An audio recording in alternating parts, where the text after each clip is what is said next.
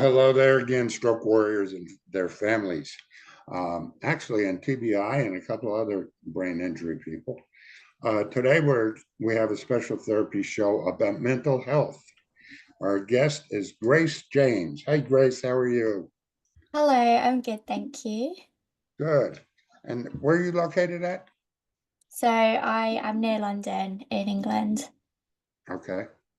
And you have degrees in, let me see, psychology, right? Yep, that's right. Okay.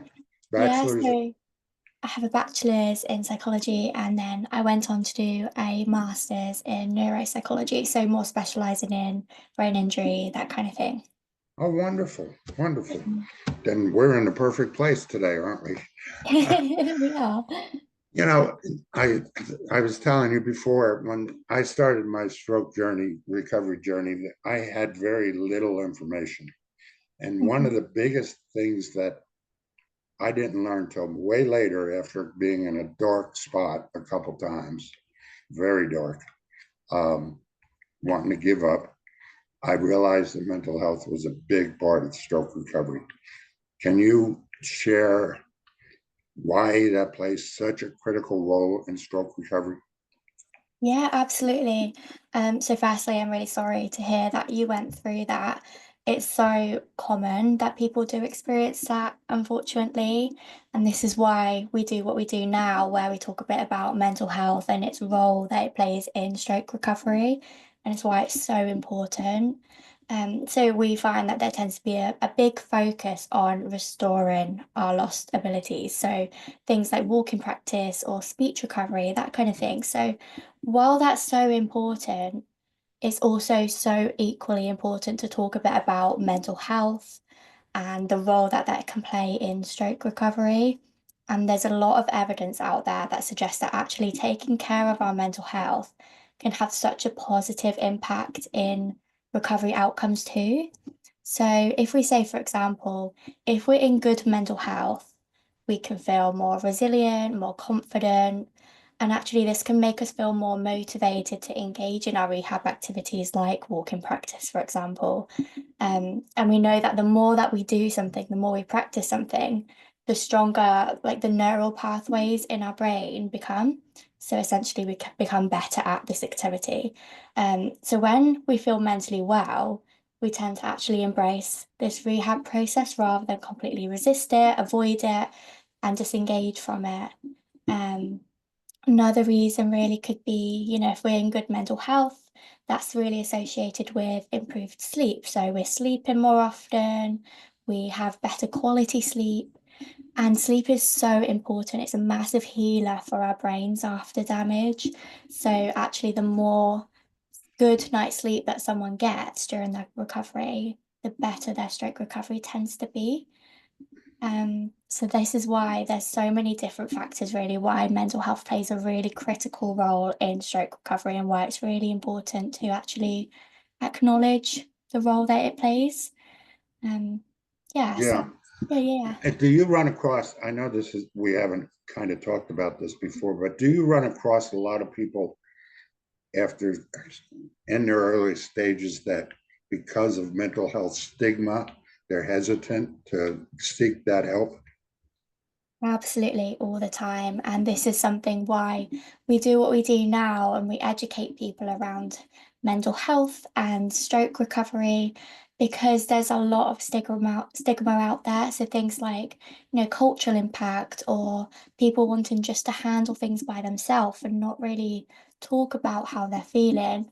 And this is where that awareness, that education really comes in because then it creates that conversation going, makes people more open to talk about how they're actually feeling. And that's, why we do what we do, really. Great. Uh, Yeah. I'm always curious why people do things. So, what inspired you to focus on psychosis intervention and stroke? Um, and you started a place called My Psychology Space, which is now My Healing Brain, right? What That's true. inspired you to become involved like that? Of course. So, firstly, I used to work in a neuro rehab clinic. So that includes people that have had a stroke, a traumatic brain injury, a brain tumor, that kind of thing. And I actually noticed while I was working there is that survivors, their families, their friends, they didn't really know what a stroke was a lot of the time. Even after the event, there was a lot of confusion around what it was, what the causes were, why they had a stroke, why they're kind of feeling and experiencing what they are feeling. So there was a lack of education around this. And actually, I think the more that someone understands their condition and what's going on for them, the more confident, the more empowered they actually feel to recover and engage in rehab as well. So that's one thing I noticed. I also noticed that people really don't know how they can help themselves during recovery. So often they'll tend to rely on the clinicians, which is absolutely fine. However, clinicians only get involved a few hours a week often. So 1 hour a day, that kind of thing, or more if you're lucky. And this is why it's so important to think about how can we actually implement different coping strategies that help your own recovery. So thinking about how they can practice walking by themselves, upper limb exercises, speech, mental health, anything like that. And actually, this can be really empowering, like I say, improve a lot of confidence and have that kind of independence back in recovering and being able to do this themselves is really important. And then I guess the last thing really that I wanted to mention is that I also have quite a personal tie to the healing brain and stroke recovery, brain injury recovery. So my mum also experienced a brain injury last year. So even though I started this business beforehand, it just made it extra special to me. It means that I observed this firsthand. It made me more motivated, more passionate about actually creating a platform that not only helps the client, the survivor, but also the loved ones around them as well, because they equally need support too. Incredible story. Thank you. What are some of the most common uh, mental health challenges that stroke survivors face? I mean, there's anxiety, depression, those kind of things. Is there psychosis involved? I'm not a professional, so I can't diagnose. What are the most common things that happen? Of course. So, unfortunately, there is such a strong link between stroke and mental health conditions. So, it is a really common thing. And this is why it's really important to have these conversations, share experiences, because otherwise people feel really isolated and there's a lot of stigma around. So, that's why it's really important. So, one thing that people tend to experience is a lot of anxiety. So if you think about it, someone might feel anxious about having another stroke, for example, or they might feel anxious about how will recovery look for them? Will they fully recover? How will life look like for them in the future? They might worry about, going back to work or the financial impact, the impact on their relationships now. There's so many different factors that can create that feeling of anxiety for stroke survivors. And also, while we have that kind of behavioural factors and those environmental factors, that stroke can also increase or change neurochemical changes in the brain as well. So not only can it be environmental, there's a lot of biological factors that go on as well after a stroke. So which is why people might feel really anxious, but they're not too sure why and they can't really pinpoint a reason. So that potentially could be why. So, potentially another reason or another challenge that stroke survivors might face is low mood or depression. So, having a stroke can come with a massive adjustment for them. So, they might not be able to work their job, they might be in a wheelchair, they might have difficulty communicating with people as they did before. And these things come with a lot of adjustment to them. There's a lot of change in identity, a lot of grief for their lost abilities, and that can be a massive trigger for low mood. And there are other reasons really why they might feel really low, but that's just one example, really. Hmm. I guess as well in terms of psychosis you mentioned. So I also work with people with psychosis, and a brain injury can impact kind of the onset of psychosis, so things like delusions or hallucinations as well.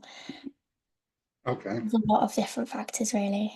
yeah. Are Yeah. there any specific warning signs that caregivers or loved ones should look out for to detect a mental health issue happening in a stroke survivor? Yeah. Or vice So versa, and a caregiver as well? yeah, absolutely. So there are often early warning signs that we can look out for. So one really big one is if someone's becoming more withdrawn, more isolated. So they're engaging in hobbies or activities a lot less than they did before. They also might have any changes in their sleep patterns or eating patterns. So these are quite common early warning signs that we can look out for. And if we do notice this, then it's important just to have that conversation with them, see how they're feeling, provide that space for them to talk if they want to. And if they don't, just let them know that you're there if they do want to talk as well. The only tricky thing really is that there can be an overlap between these early warning signs and difficulties and challenges following a stroke. So, for example, it's really common for someone's sleeping pattern to change after a stroke, or their appetite may change after a stroke. So, there's a bit of that overlap that might go on. But if there is any change that you do notice, it's worth just having that conversation with them and seeing how they're doing really, and if there's something that you can do to overcome that or make it a little bit easier for them. Okay. One of the things that I've I've defined it as a pyramid of care. Um, we're not told in the beginning we're sent to physical therapy, maybe occupational therapy. I didn't find out I needed speech therapy until 7 years later. That kind of thing. Do you feel like there's a better direction coming from uh, the medical professions coming together to coordinate better? I mean, is you have to be captain of your own team in my case. So I mean, do you find that it's getting better, or is it still a little lagging? So I actually think so. I've had really positive experience recently in terms of really working together as a team, all different disciplines and clinicians really coming together to talk about a particular client, survivor, and thinking about what we can do to help. So, for example, let's say physiotherapy, it might be that they're really struggling to have someone engage in that, and then you could think, okay, why might that be? Is there any potential anxiety when walking again? Because if you think about it, walking practice is such a vulnerable thing for them. So then how can we then maybe do some joint sessions together with the physio and psychology and working together jointly to potentially overcome that anxiety? Um, or potentially even like motivation to get back out of bed again. That's quite a big barrier in rehab. So kind of coming together and thinking about what reasons might this be? Can we involve psychology and having that kind of education that starts on mental health? Can that Okay. be useful? And often this is something that's happening a lot more now, which is good. It's moving in the right direction. Is that moving in a right direction? You're in Great Britain, so of course you have the NHS. Is it Yes. moving that way because of the NHS, or is it because of the practitioners? So I would say that because the conversations of mental health is increasing and it's becoming more of an open conversation, the guidelines within the NHS and potentially other healthcare organisations, they are becoming more aware of mental health and how can we implement that into stroke recovery and rehabilitation as well. So I think it's changing in that aspect where mental health is becoming more kind of popular, more open. Okay. What are some of the effective methods or coping mechanisms stroke survivors can use to maintain or improve their mental health? Mhm. So I guess we can speak more generically, whereas, we tend to like to think of it more individual basis, but obviously this time we'll say more generically, there are a lot more, there are a lot of simple practices you can do to improve your mental health more generally. So often people tend to disregard them because they seem so simple, but actually there's a lot of evidence base for them. So for example, breathing exercises. So there's a technique called box breathing. So you'll breathe in for 4 seconds, hold that for 4 seconds, breathe out for 4 seconds, and then hold that for 4 seconds. And this is a really evidenced practice, and it can help regulate your nervous system and you breathe in again and signal to your body that you are safe and you're okay. So people tend to do this when they feel quite anxious. Um, Things like progressive muscle relaxation as well, I guess. So that's the process where you're relaxing your body kind of bit by bit. So you tend to start with your feet and relax that and work your way up to your head. And there's a lot of evidence for this as well.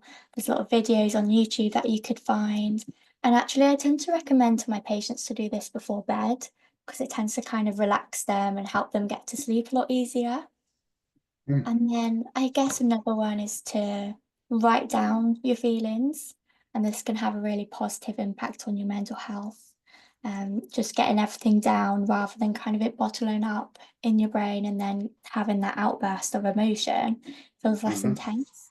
So there's lots of simple ways that you could improve your mental health. But I guess if you want something a bit more specific, you could talk to your relevant clinician or GP, and there's lots of resources as well online too. Okay.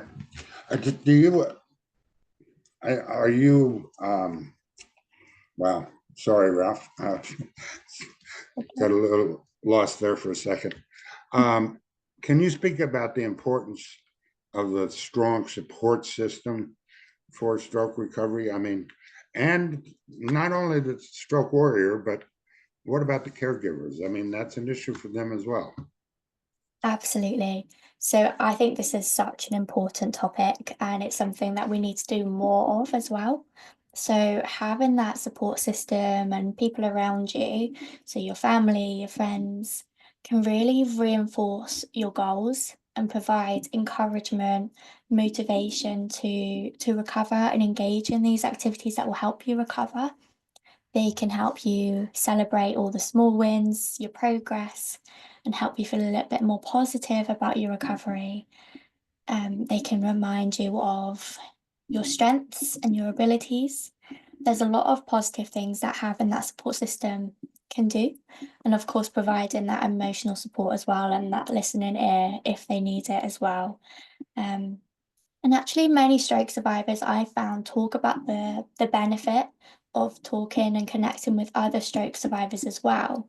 Because even if we've got really supportive friends and family, it's not the same as having someone that really understands your experience and you can connect over shared experience and encourage each other to get up out of bed and engage in rehab. It's a lot different. So there's lots of support groups out there.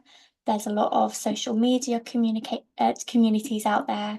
And I would say do as many of those as you can, because that can really have a positive impact on your mental health as well.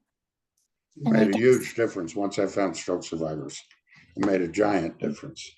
that's You know, good to hear. you're not unique anymore. So, and although our strokes are the same, they're way and they're also different, but there's still some connection there that's made that makes it so much better.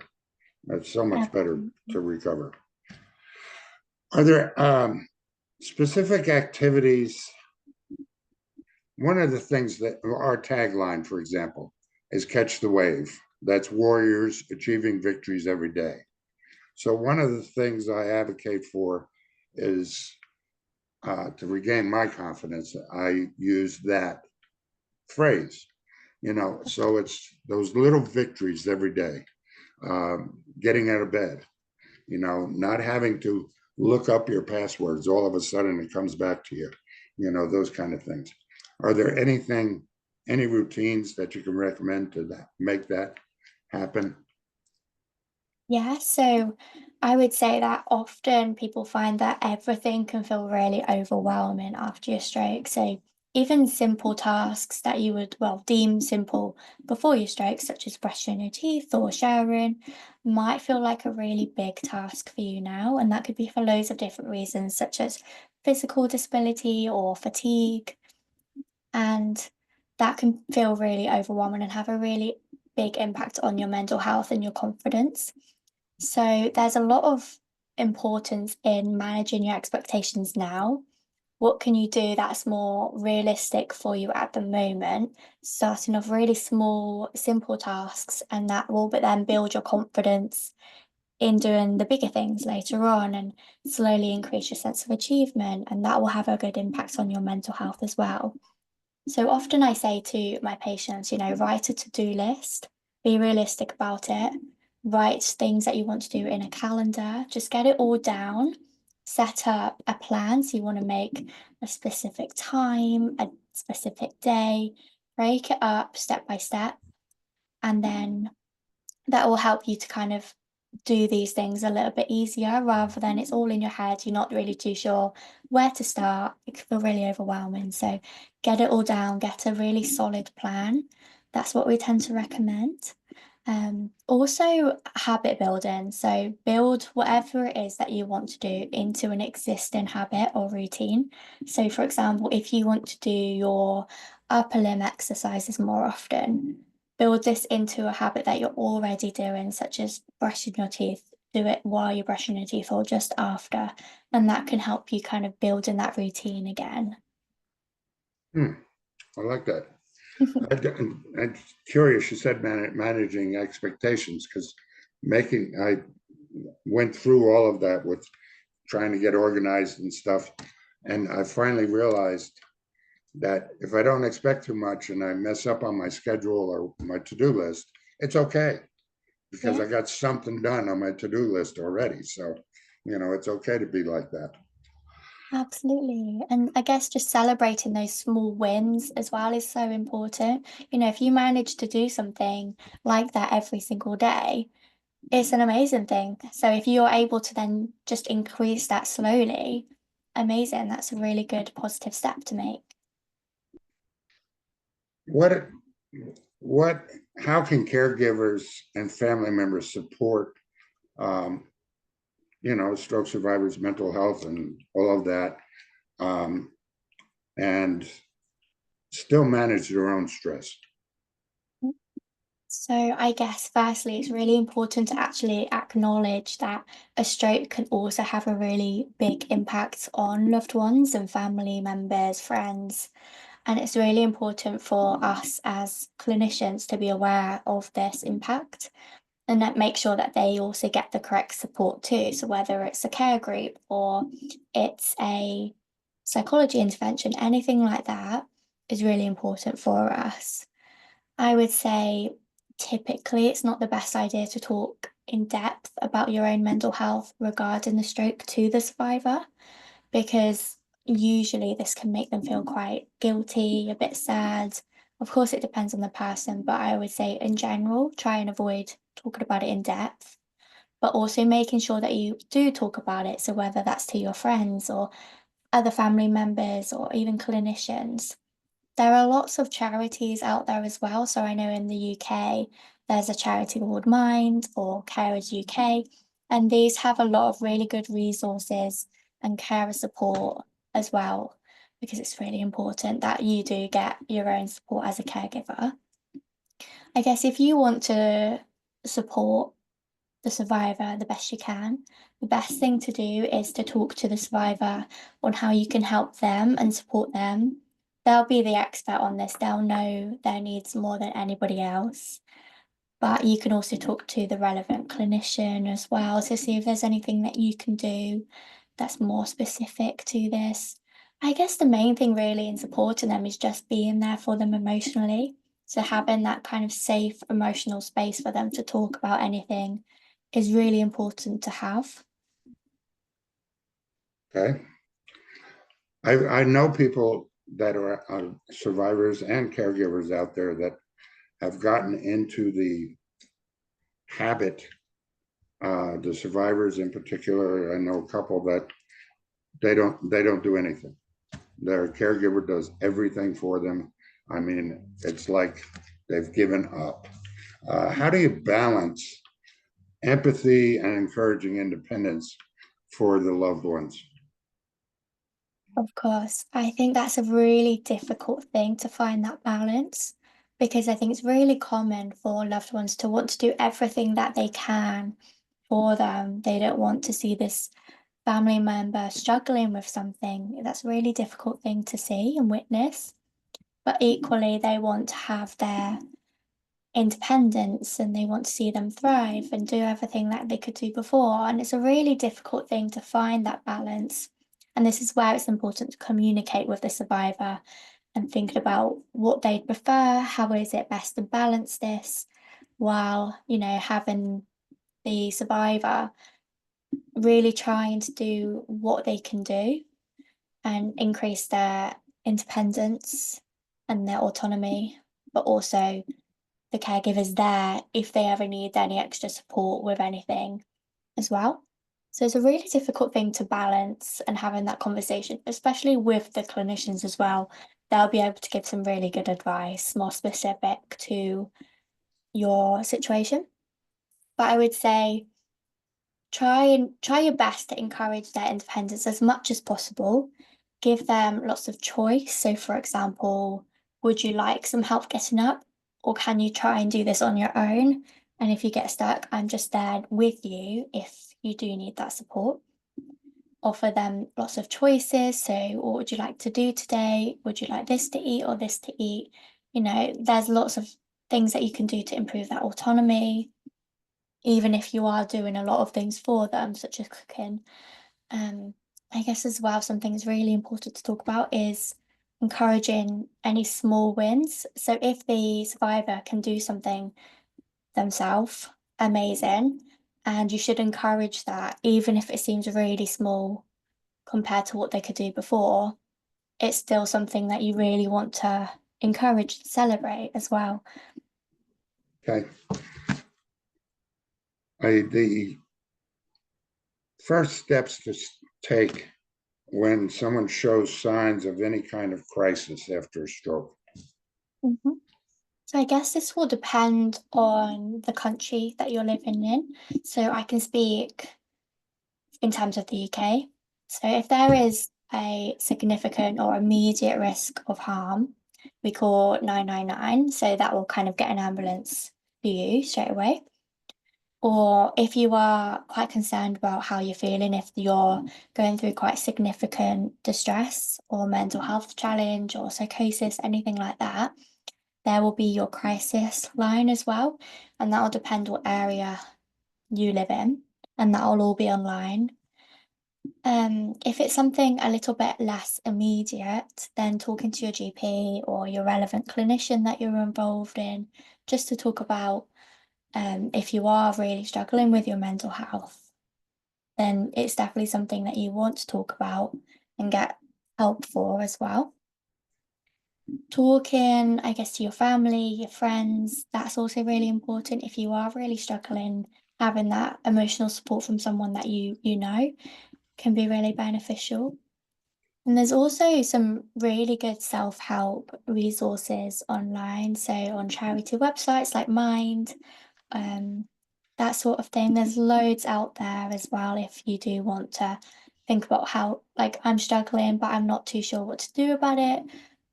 There's no immediate risk or anything like that, but I would just like a bit of extra support or education on certain things. There's lots of resources online as well. Is there some point in the caregiver survivor relationship that all that conversation you've done and that kind of stuff, is there some point or something you can recognize that says, this isn't working, we need to call somebody? What kind of indications are those? I mean, to me, it would be arguing, number one. That's time. It's not working between us. We got to get some outside help. Absolutely, yes. So that's definitely something that you need to consider. If there's a lot of arguments, a lot of frustration in the house, there's something that's not quite right, your relationship is struggling at the moment, that would signal that you need to get some outsider perspective and support as well. I guess if there's a risk, a real risk to harm, so to yourself or to others, such as self-harm or thoughts about suicide, that's definitely also when you want to get some outsider support. And I guess if it's something that you genuinely are feeling just really stuck on what to do, things aren't really improving, even if you're trying lots of different things, or you're becoming more isolated, more withdrawn, that's also when you would want to seek some additional support too, rather than just focusing on the self-help resources. Do you usually, I don't know, out here, some insurances cover you just going to a mental health person. Some have to require approval. Do you, do you need a medical GP, general practitioner's permission or recommendation to go to a mental health person? So we can either get a referral from our GP, so we'll go to our GP first and then get a referral. However, our wait lists at the moment in the NHS are really long, so it can take a while, unfortunately. There are certain rehab places that do offer psychology support. So if you are under one of those, then you can get psychology support pretty immediately. And that's a really good resource to have. But we also have things like private healthcare, or, you can pay for it, your therapy or psychology privately as well. It's just a little bit more expensive. Are there any emerging therapies or tools that show a lot of promise in improving the mental health outcomes for survivors and their families? There's a lot out there. There's a lot of research that's going on at the moment. So I guess something to talk about is we recently had a talk on virtual reality. So it's a very new thing and it's not really used therapeutically so much yet, but there's a lot of research behind it that there's a lot of evidence, a lot of promise in mental health outcomes. So, for example, virtual reality or VR allows stroke survivors to perform virtual tasks such as reaching for something, grasping, walking, balance exercises. And these are things that often people that have experienced a stroke need extra support with. So these tasks will help to retrain the brain, encourage neuroplasticity, which is the brain's ability to form new connections again after they've been damaged by the stroke. So I guess in general, VR can simulate tasks that involve that fine motor movement, so like reaching, grabbing, grasping, that kind of thing. And that strengthens the muscles and the motor coordination and the neuroplasticity. There's also with VR, you could do things like cognitive challenges, so memory, attention training games. So if you don't have someone to do this with you all the time, such a relevant connection, then you could do this yourself using the VR machine, and that will then Hmm. improve your ability in that cognitive domain and prevent any decline from happening as well. So it's a really exciting thing that's happening, but that it's just still in the research at the moment. So Yeah, yeah, well, that sounds really cool. How can amazing. society at large better support individuals dealing with the psychological aftermath of stroke? So I guess public education is a really big one for us. So educating people on the actual signs of a stroke so they can help seek emergency straight away. So things like, your face drooping, your arms becoming weak, things like that is really important for people to be educated on in case you never know, someone might be having a stroke while you're there as well. And educating the public on challenges that someone might experience following a stroke. So whether that's physical or cognitive, speech or mental health changes as well. It's really important to kind of be educated and aware of the things that someone might find difficult now.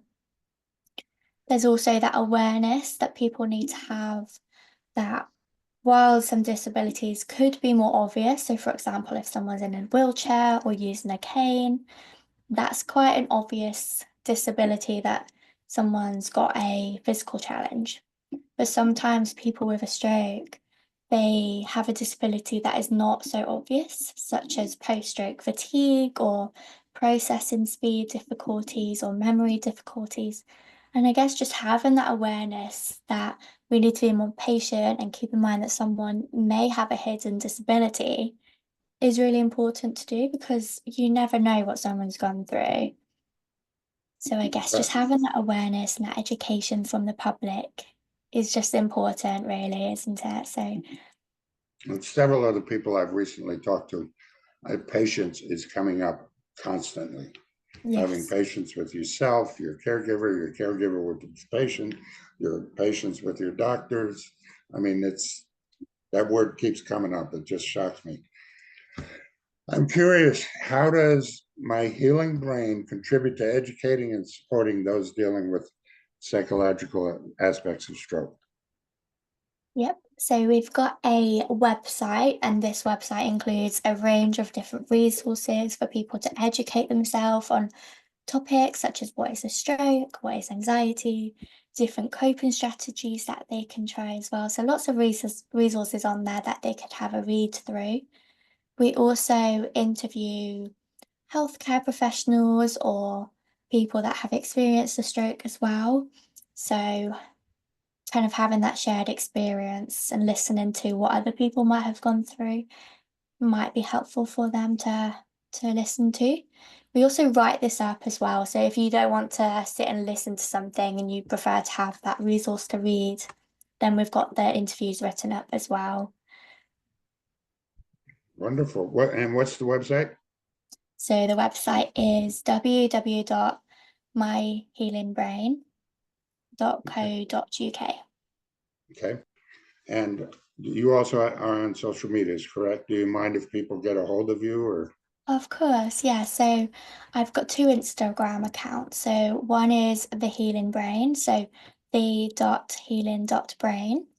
And then my other one is G Alexandra as well. And they're both linked. So if you find one, you'll find the other one as well. Okay, okay.